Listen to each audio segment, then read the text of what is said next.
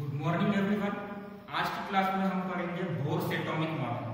तो बोर्स एक ऐसे साइंटिस्ट थे जिन्होंने एल्बर्ट आइंस्टाइन को क्या करा था, चैलेंज करा था। इसलिए मैंने आपको इसके पहले के इंट्रोडक्शन में बताया था the man who challenged Albert Einstein. ठीक है। और बोर्स ने अपने एटॉमिक मॉडल में क्या करा था, रदरफोर्ड के एटॉमिक मॉडल की जो दो ड्रॉबैक्स थे उसको क्या करा था, दूर करा था। कैसे? पहला ड्रॉबैक क्या था रदरफोर्ड के एटॉमिक मॉडल का कि एटम अनस्टेबल है, मतलब इलेक्ट्रॉन घूमते घूमते अपनी एनर्जी लूज करता जाएगा और एक कंडीशन के बाद जाके किससे टकरा जाएगा, न्यूक्लियस। तो रदरफोर्ड के हिसाब से एटम अनस्टेबल था। दूसरी चीज, हम अगले लेक्चर में एटॉमिक स्पेक्ट्रम के बारे में पढ़ेंगे। तो एटॉमिक स्पेक्ट्रम क्या है कि अगर किसी हाइड्रोजन गैस हो गई, नाइट्रोजन गैस हो गई, आपने उसको हीट करा तो उससे क्या होगा, लाइट्स निकलेगी जिनकी कुछ पर्टिकुलर वेवलेंथ रहेगी। तो जैसे इंद्रधनुष बनता है, रेनबो बनता है, तो उनको 7 कलर्स पूरे दिखते हैं विज्ञान, पर उसमें ऐसा नहीं है। उसमें कुछ कलर विजिबल हुए और कुछ बिल्कुल कलर प्रेजेंट नहीं थे। जैसे येलो और रेड विजिबल हो गया, बाकी सारे एब्सेंट। तो ये जो स्पेक्ट्रम बनता है इसको हम बोलते हैं लाइन स्पेक्ट्रम। तो ऐसा क्यों हुआ? जब रदरफोर्ड से पूछा गया तो इसके पास भी उनका आंसर नहीं था। इन दोनों चीजों का एक्सप्लेनेशन अपने मॉडल में किसने दिया, बोर्स ने। इसलिए बोर्स के एटॉमिक मॉडल को बहुत इंपॉर्टेंस दिया। अच्छा, बोर्स का जो एटॉमिक मॉडल था उनको आइडिया कैसा है? तो देखो, सब चीजों का आइडिया कहीं ना कहीं अपनी डेली लाइफ से रिलेटेड रहता है। तो ये जो बोर्स नाम के साइंटिस्ट थे, ये टेबल टेनिस खेलने के बहुत शौकीन थे, है ना। सुना होगा आपने टेबल टेनिस, आप में से बहुत से ने खेला भी होगा। तो वहां से उनको आइडिया आया कि कैसे हम बोर्स एटॉमिक मॉडल को दे सकते हैं। ठीक है, तो हेडिंग लगाते हैं बोर्स एटॉमिक मॉडल। दिख रहा है आपको विजिबल?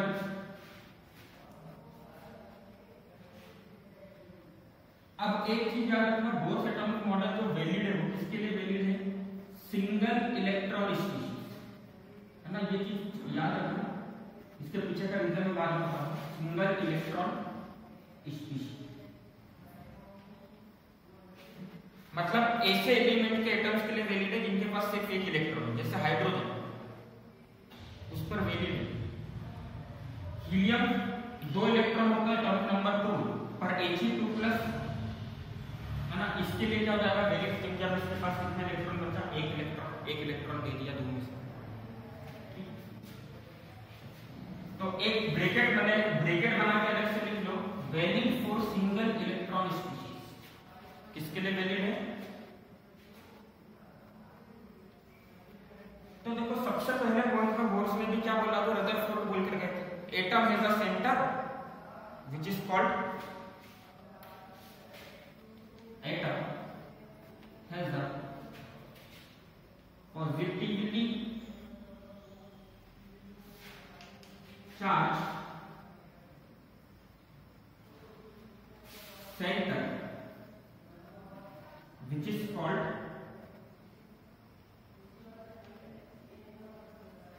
न्यूक्लियस। एटम क्या है? एटम के पास में एक पॉजिटिवली चार्ज सेंटर है जिसको हम क्या बोलेंगे, न्यूक्लियस बोलेंगे। सेकेंड पॉइंट में उन्होंने क्या बोला, देखो क्या, सिंगल इलेक्ट्रॉन स्पीशीज। तो उन्होंने क्या बोला अपने पहले पॉइंट में कि एटम के पास पॉजिटिवली चार्ज सेंटर है जिसको हम क्या बोलेंगे, न्यूक्लियस। ये तो सेम चीज रदरफोर्ड भी बोल के गए थे। यहाँ पे उन्होंने कुछ नया नहीं बोला। पहला पॉइंट कॉमन है। दूसरा पॉइंट क्या बोला उन्होंने कि जब इलेक्ट्रॉन एटम के आसपास घूमता है तो वो किसमें घूमता है, फिक्स्ड सर्कुलर ऑर्बिट। किसमें घूमता है,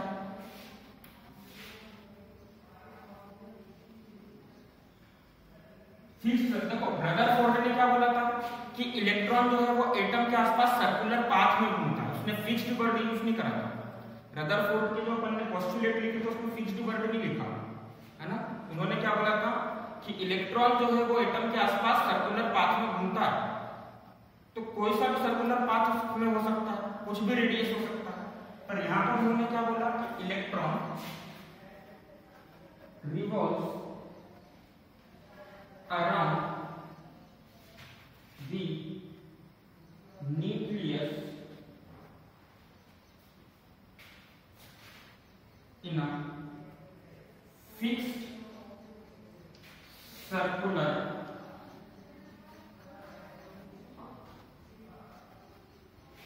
जिसको हम क्या बोलेंगे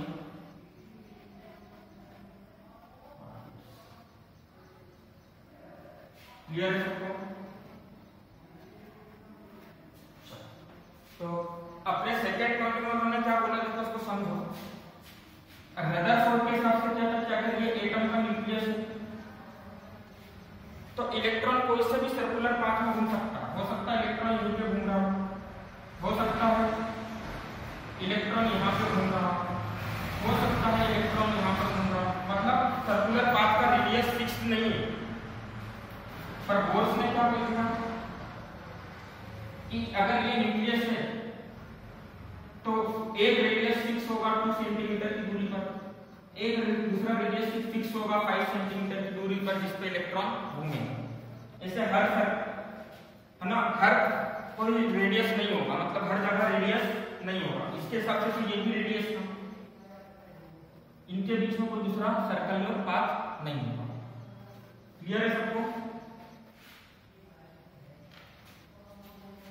शुरू के दोनों पॉइंट समझ में आ गए है ना। देखो रदरफोर्ड को हम ऐसे समझ सकते हैं कि रदरफोर्ड का कहना क्या था कि क्लास है तो क्लास के अंदर कोई बेंच और कोई टेबल नहीं है। क्लास के अंदर सिर्फ क्या बिछी हुई है, पुराने स्कूलों में जैसे चटाई वगैरह बिछाई जाती थी, मेट वगैरह बिछाई जाती थी, वैसी मेट बिछी हुई है।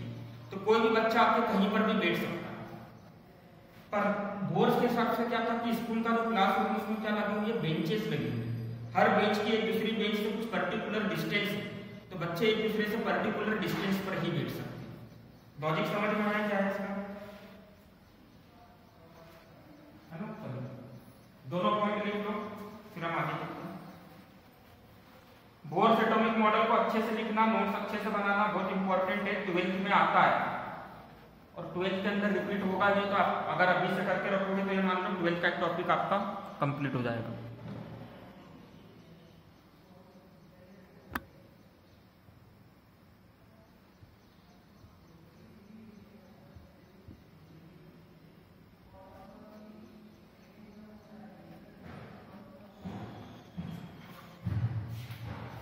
विजिबल है सबको?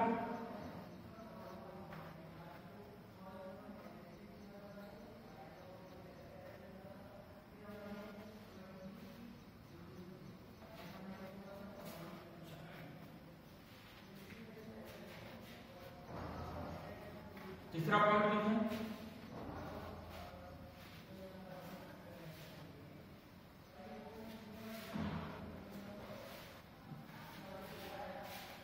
तीसरे पॉइंट में उन्होंने क्या बोला, why revolving around the nucleus, मतलब जब इलेक्ट्रॉन न्यूक्लियस के आसपास क्या कर रहा था,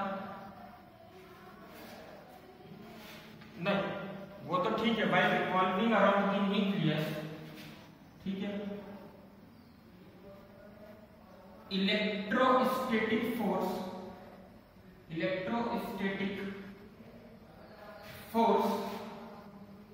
ऑफ अट्रैक्शन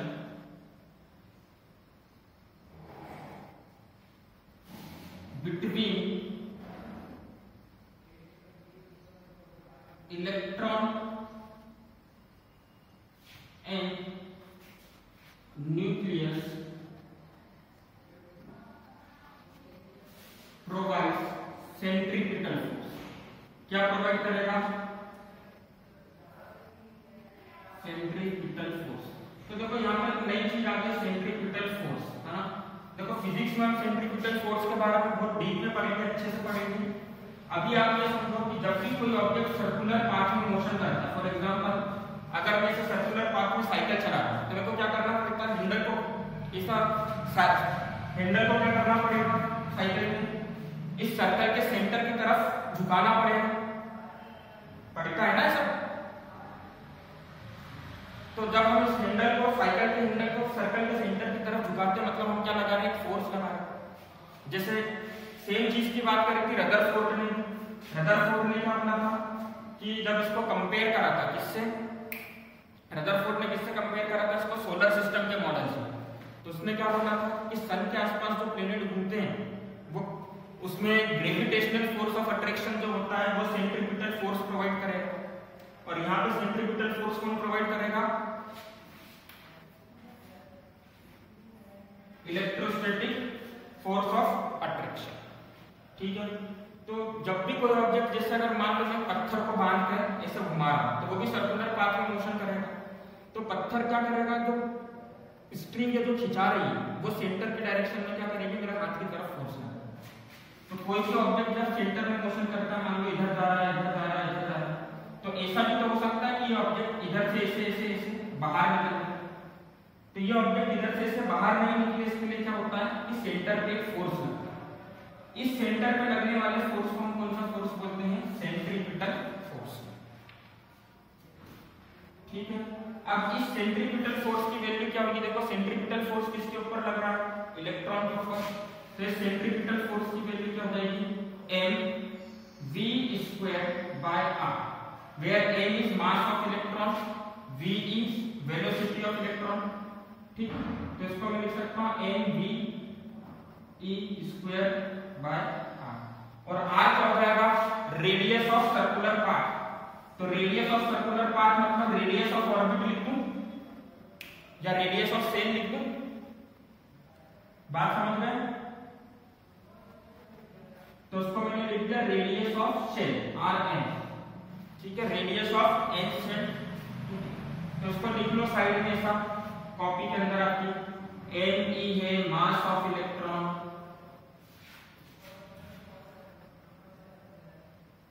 आज बहुत सारी नई चीजें सीखने को मिलेगी। ve है वेलोसिटी ऑफ इलेक्ट्रॉन,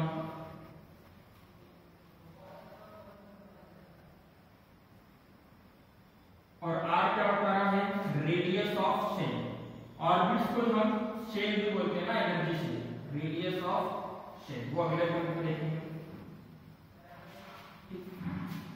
अब यहां पर एक और नई चीज प्रेजेंट है। कौन सी नई चीज है? Electrostatic force. तो इलेक्ट्रोस्टैटिक फोर्स क्या होता है उसके बारे में हम बात कर लेते हैं। मान लो ये आपका न्यूक्लियस था और यहां पर आपका इलेक्ट्रॉन है जिसके ऊपर ई चार्ज है। अगर मैं आपसे पूछूं न्यूक्लियस के ऊपर कितना चार्ज होगा, तो देखो किसी भी एटम में हमको पता है number of electron is equals to number of proton, और ये दोनों किसके इक्वल होते हैं? एटॉमिक नंबर होते ही नहीं। लास्ट लाइन में सीखा होगा आपने, number of electron number of proton के इक्वल होते हैं, और ये दोनों एटॉमिक नंबर के इक्वल होते हैं। मतलब यहाँ पर कितने प्रोटॉन होंगे? जितना एटॉमिक नंबर है Z। हर प्रोटॉन के ऊपर चार्ज E है, तो Z नंबर ऑफ प्रोटॉन के ऊपर चार्ज कितना हो जाएगा? Ze हो जाएगा। अच्छा, इन दोनों के बीच की डिस्टेंस क्या हो गई? रेडियस ऑफ सेल या रेडियस ऑफ ऑर्बिट Rn हो गई, है ना? तो देखो यहाँ पर हमारा न्यूक्लियस है जिसके ऊपर चार्ज Ze है, इसको डायग्राम को मैंने थोड़ा सा सीधा कर दिया। यहाँ पर हमारा इलेक्ट्रॉन है जिसके ऊपर चार्ज E है, और दोनों के बीच की डिस्टेंस है Rn, रेडियस ऑफ सेल की। तो इलेक्ट्रोस्टैटिक फोर्स ऑफ अट्रैक्शन क्या होता है? F electrostatic. कूलम्ब्स लॉ में पढ़ोगे आप क्लास 12th में, अभी सिर्फ फॉर्मूला लिख रहे हैं। 1/4πε0। 1/4πε0 क्या होता है? कांस्टेंट। मल्टीप्लाई कर दो दोनों चार्ज को, तो मल्टीप्लाई करेंगे तो क्या हो जाएगा? Ze into E divided by R²। अच्छा, Ze into E करूंगा तो क्या हो जाएगा? Z into E² हो जाएगा। समझ गए सब कैसे फॉर्मूला आया?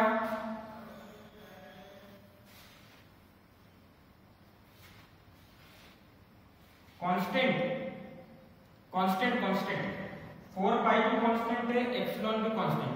एप्सिलॉन मीडियम के ऊपर डिपेंड करता है, उसको हम बोलते हैं एब्सोल्यूट परमिटिविटी ऑफ मीडियम, मतलब मीडियम में से कितनी आसानी से चार्ज फ्लो हो सकता है। Z क्या है? नंबर एटॉमिक नंबर है। E क्या है? Charge on electron and proton. और R क्या है, नंबर ऑफ चेन। क्लियर है सबको? अब देखो यहां पर मैं अलग से और लिख रहा हूं, तो इस वाले पॉइंट में हमको क्या बोला है कि इलेक्ट्रोस्टैटिक फोर्स ऑफ अट्रैक्शन ही इसके इक्वल है, सेंट्रीपिटल फोर्स ऑफ अट्रैक्शन का मतलब Fe equals to F centripetal, F electrostatic force is equals to F centripetal, है ना? लिख लो उसको, पॉइंट समझ में आ गया?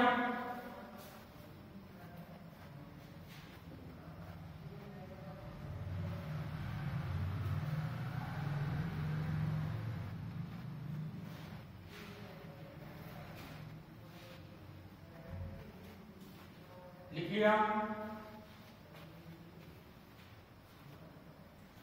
देखो बोर्स एटॉमिक मॉडल बहुत इंपॉर्टेंट है।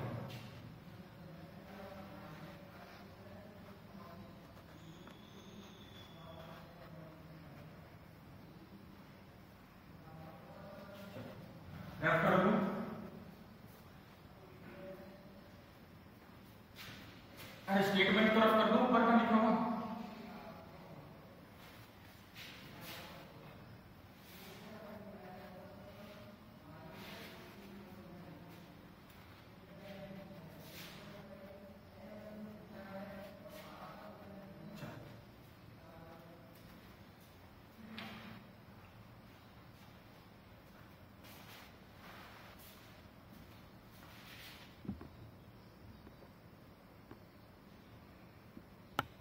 अब ठीक है, लिख लो जल्दी से, थोड़ा लिख लिया?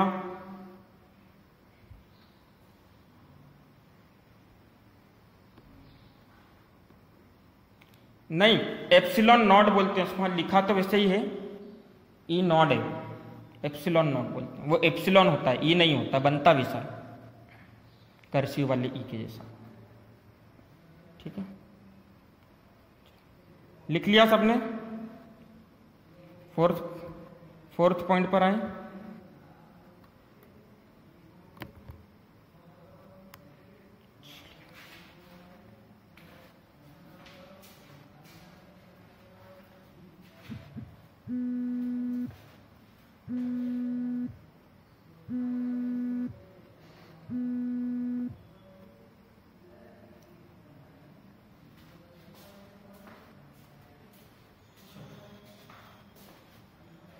ऑडियो क्लियर है सबको?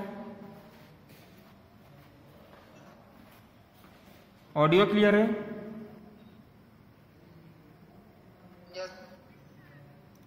Just wait for a second, कुछ दिक्कत हो रही है फोन में।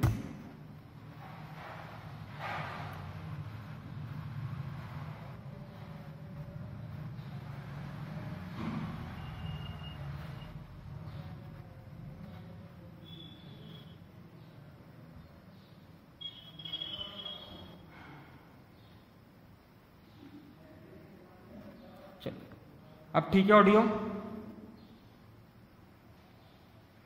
चलो थोड़ा सा माइक म्यूट करते हैं। फोर्थ पॉइंट में इन्होंने क्या बोला? फोर्थ पॉइंट को हम बोलते हैं क्वांटाइजेशन कंडीशन। फोर्थ और फिफ्थ पॉइंट को हम क्या बोलेंगे? फोर्थ और फिफ्थ पॉइंट क्वांटाइजेशन कंडीशन, है ना? अभी सिर्फ इसमें क्वांटाइजेशन कंडीशन लिख रहा हूं, फोर्थ पॉइंट के अंदर आपको मत लिखना। क्वांटाइजेशन वर्ड का मतलब होता है anything which is available in fixed quantity, कोई भी वो चीज जो कि फिक्स्ड क्वांटिटी में अवेलेबल है ना? जैसे मार्केट में मान लो आप जीन्स लेने गए, तो जीन्स या तो मिलेगा एक्स, या तो मिलेगा एम साइज में, या मिलेगा एक्स साइज में, या मिलेगा एल में, या एक्सएल में, या डबल एक्सएल में। अब अगर किसी को एक्सएल और डबल एक्सएल के बीच का जीन्स चाहिए तो वो अवेलेबल नहीं है, इस साइज के बीच का जीन्स चाहिए तो वो अवेलेबल नहीं है, उसको नहीं मिल पाएगा। तो या तो उसको क्या होना चाहिए, एक्सएल साइज का होना चाहिए या डबल एक्सएल का होना चाहिए। या किसी को एम और एक्स के बीच का चाहिए तो क्या होगा, या तो उसको एम की साइज का होना चाहिए या एक्स की साइज का। बीच का नहीं होना चाहिए। अगर बीच में अगर उसकी वेस्ट का साइड है तो उसको जीन्स अवेलेबल नहीं हो पाएगा। क्लियर है सबको? फिक्स क्वांटिटी का मतलब समझ रहे हैं, है ना? तो सबसे पहले हमने क्या बोला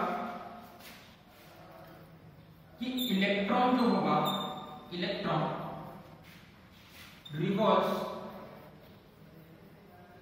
only in those circular orbits. Electron सिर्फ उन्हीं सर्कुलर ऑर्बिट में रिवॉल्व करेगा, हर सर्कुलर ऑर्बिट में रिवॉल्व नहीं करेगा। इसमें रिवॉल्व करेगा only in those circular orbits for which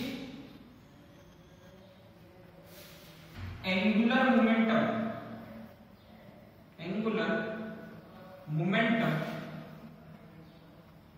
is integral multiple of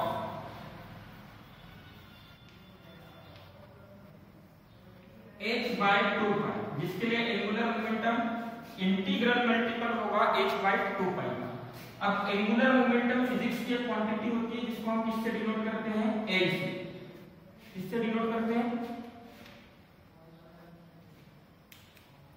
है ना? एंगुलर मोमेंटम वेक्टर क्वांटिटी होता है। अभी देखो फिजिक्स में हमने एंगुलर मोमेंटम नहीं पढ़ा है, तो अभी आप याद कर लो कि एंगुलर मोमेंटम का फॉर्मूला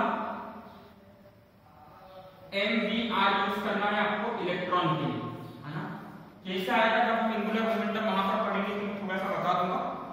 तो एंगुलर मोमेंटम का फॉर्मूला इलेक्ट्रॉन के केस में क्या यूज करना है आपको? mvr, है ना? और वेक्टर के फॉर्म में इसका फॉर्मूला अगर कोई आपसे पूछता तो आपको क्या लिखना है? r क्रॉस, ठीक, where p is linear momentum mass into velocity. तो ये फॉर्मूला अभी के लिए याद कर लो कि एंगुलर मोमेंटम इलेक्ट्रॉन का क्या होता है? mv। अब आपको क्या पता है कि एंगुलर मोमेंटम जो होगा वो क्या होना चाहिए? इंटीग्रल मल्टीपल होना चाहिए h by 2 pi का। अच्छा h क्या है यहाँ पर?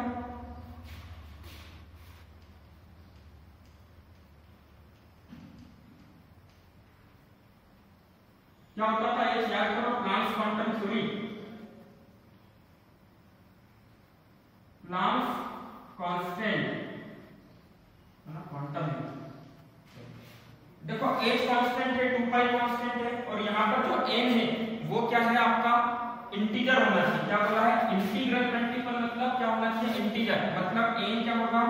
पॉजिटिव नंबर आना चाहिए, 1 आना चाहिए, 2 आना चाहिए, 3 आना चाहिए, 4 आना चाहिए, ऐसा होना चाहिए इंटीजर के फॉर्म, ठीक है? और n को हम क्या बोलते हैं? Energy shell. n को क्या बोलते हैं हम? Energy shell. तो पहले शेल को हम क्या बोलेंगे? ऐसा शेल जिसके लिए n की वैल्यू 1 होगी तो उसको हम बोलेंगे k।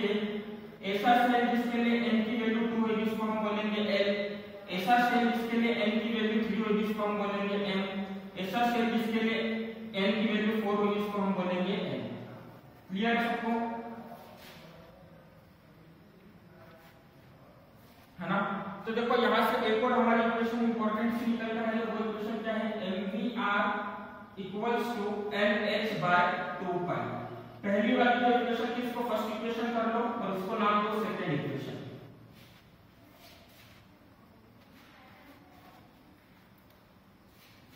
ठीक है? क्लियर है सबको?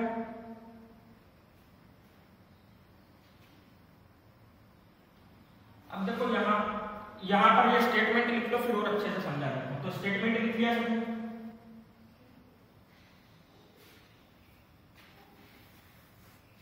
लिख लिया ना स्टेटमेंट?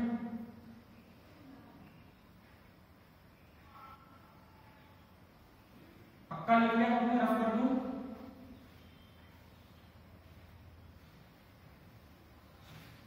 तो इस पॉइंट में आपको क्या बोला कि एंगुलर मोमेंटम जो होगा किसी भी और इलेक्ट्रॉन सिर्फ उसी ऑर्बिट में पाया जाएगा जिसका एंगुलर मोमेंटम l क्या होगा?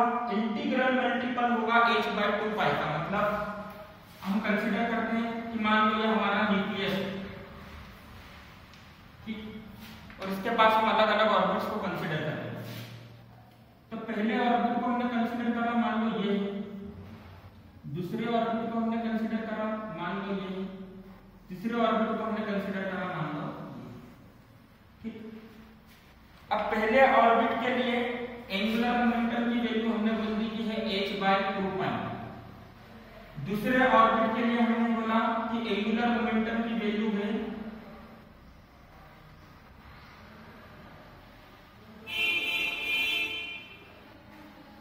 1.5 h/2π। और उसके बाद वाले ऑर्बिट के लिए हमने बोला एंगुलर मोमेंटम की वैल्यू है 2 h/2π।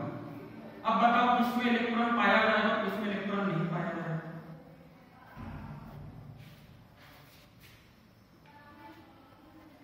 क्यों? क्योंकि देखो फर्स्ट इलेक्ट्रॉन का एंगुलर मोमेंटम, हाँ फर्स्ट इलेक्ट्रॉन का angular momentum h/2π first orbit का। क्यों? क्योंकि अगर n की वैल्यू 1 इंटीजर हो गई है, n की वैल्यू 1 रखोगे क्या मिल जाएगा h/2π। n की वैल्यू 2 रखोगे तो क्या मिल जाएगा ट्वाइस ऑफ h/2π, मतलब इन दोनों जगह पे इलेक्ट्रॉन होगा। पर ऐसा कोई शेल ही नहीं है जहां पर एंगुलर मोमेंटम क्या हो 1.5 मतलब क्या हो गया 3/2। तो 3/2 क्या इंटीजर है? 3/2 क्या इंटीजर है? नहीं है। इसका मतलब ऐसा कोई एनर्जी शेल प्रेजेंट ही नहीं होगा एटम के अंदर जिसके लिए एंगुलर मोमेंटम क्या हो 1.5 h/2π। तो अगर इलेक्ट्रॉन को पहले शेल में रहना है तो उसका एंगुलर मोमेंटम क्या होना चाहिए?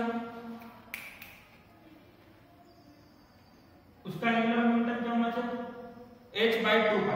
अगर दूसरे शेल में रहना है तो एंगुलर मोमेंटम क्या होना चाहिए ट्वाइस ऑफ h/2π।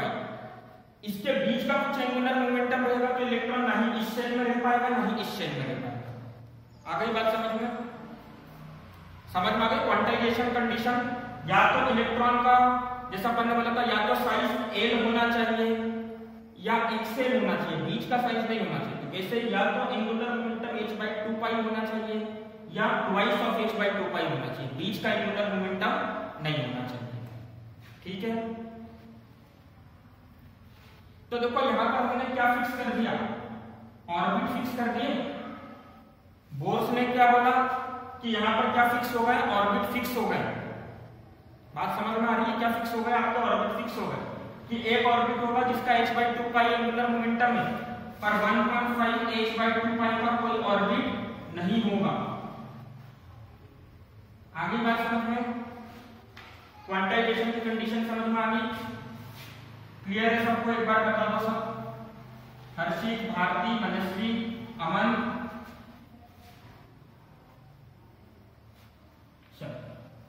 चलो वेरी गुड। पार्श्वी, शिका समझ में आ गया?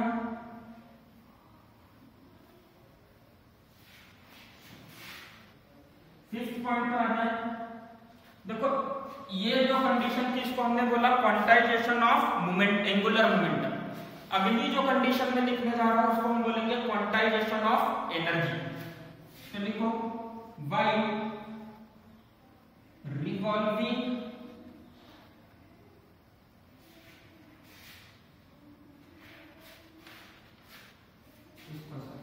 ये मैंने आगे का पॉइंट लिखना चालू कर दिया, इसको समझो। Electron revolves around the nucleus only in those circular orbits, only in those orbits electron revolves around the nucleus only in those orbits which have fixed energy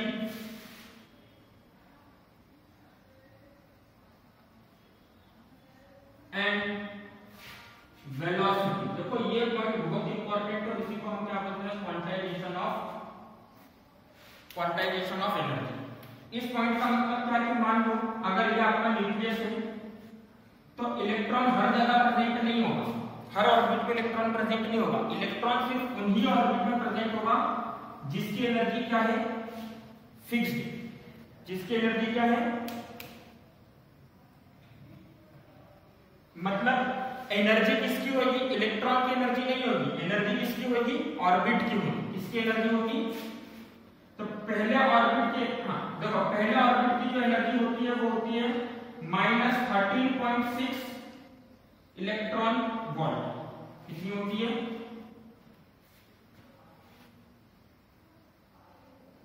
ना, -13.6 इलेक्ट्रॉन वोल्ट। दूसरे की एनर्जी होती है, दूसरे ऑर्बिट की energy होती है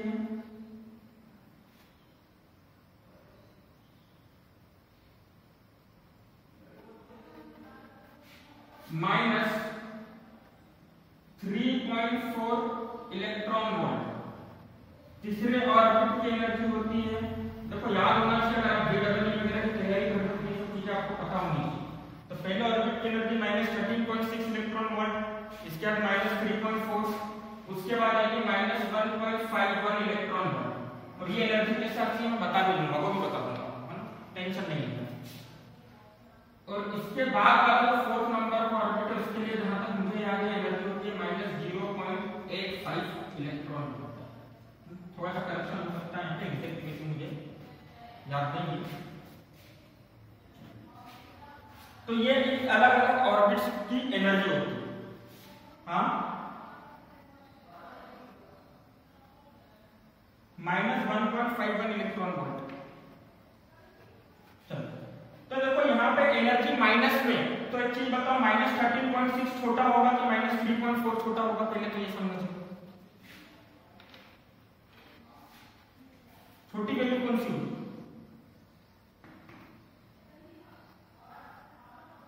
-13.6 छोटी वैल्यू, मतलब पहले ऑर्बिट की एनर्जी कम है और जैसे जैसे हम दूर जाते जा रहे हैं एनर्जी क्या होती जा रही है, ऑर्बिट की एनर्जी बढ़ते जा रही है। इतना तो सबको क्लियर हो गया। अब दूसरी चीज, हाँ दूसरी चीज ये देखो कि हर ऑर्बिट की एनर्जी अलग अलग है। मान लो कि अगर कोई इलेक्ट्रॉन है जिसकी एनर्जी है -13.6, तो वो कौन से शेल में रह पाएगा, क्या वो फर्स्ट शेल में रह पाएगा, सेकंड में, या थर्ड में, या फोर्थ में, कौन से शेल में रह पाएगा, है ना। तो अगर किसी इलेक्ट्रॉन की एनर्जी -13.6 इलेक्ट्रॉन वोल्ट है तो ही वो फर्स्ट शेल में रह पाएगा। और जब वो फर्स्ट शेल में घूमेगा न्यूक्लियस के आसपास तो उसकी वेलोसिटी क्या होगी, फिक्स्ड होगी। यहाँ पे वेलोसिटी से मतलब बेसिकली स्पीड है, क्योंकि सर्कुलर पाथ में हर जगह वेलोसिटी चेंज होती है, डायरेक्शन चेंज होती है ना। तो यहाँ पे वेलोसिटी को आप स्पीड समझो, तो हर जगह उसकी स्पीड क्या होगी, फिक्स्ड होगी। मतलब अगर यहाँ पर ये घूम रहा है 2 ×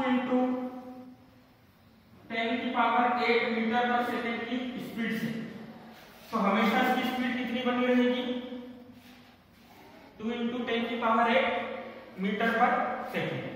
क्लियर है सबको, जैसे 10⁶ होता है। अब मान लो एक इलेक्ट्रॉन है जिसकी एनर्जी है कितनी, 15 इलेक्ट्रॉन वोल्ट। क्या वो इस यहां पर रह पाएगा, -15 इलेक्ट्रॉन वोल्ट नहीं रह पाएगा। क्यों, क्योंकि -15 इलेक्ट्रॉन वोल्ट वाली एनर्जी का शेल ही नहीं है यहाँ पर। तो यहाँ पर -15 इलेक्ट्रॉन वोल्ट वाला इलेक्ट्रॉन रह ही नहीं पाएगा। आ गई बात समझ में, एनर्जी क्वांटाइज्ड हो गई, फिक्स्ड अमाउंट में एनर्जी अवेलेबल है। या तो इसकी एनर्जी -13.6 होना चाहिए, या -3.4 होना चाहिए, या -1.51 होना चाहिए, या -0.85 होना चाहिए, तो ही वो ऑर्बिट्स के अंदर रह पाएगा। अगर किसी इलेक्ट्रॉन की एनर्जी है -2 इलेक्ट्रॉन वोल्ट, क्या रह पाएगा, सोच लो, नहीं रह पाएगा। समझ रहे बात,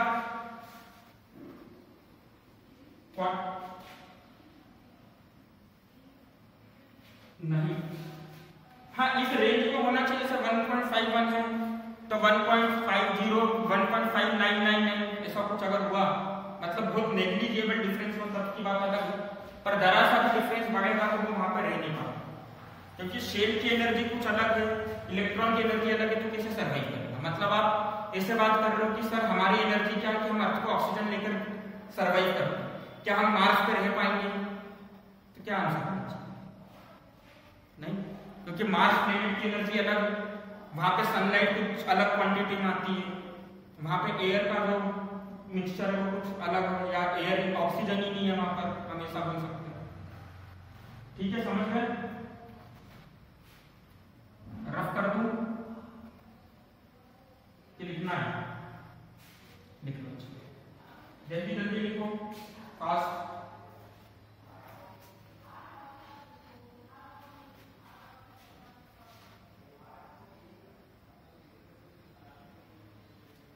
कितने पॉइंट हो गए? 4 पॉइंट हो गए।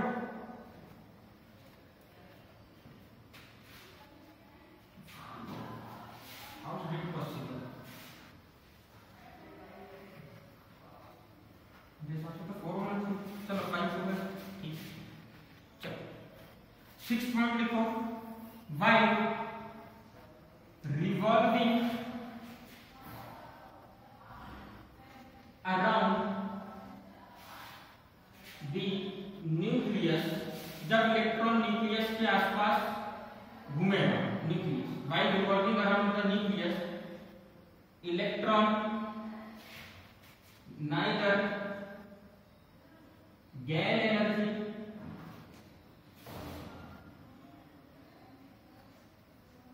not lose energy।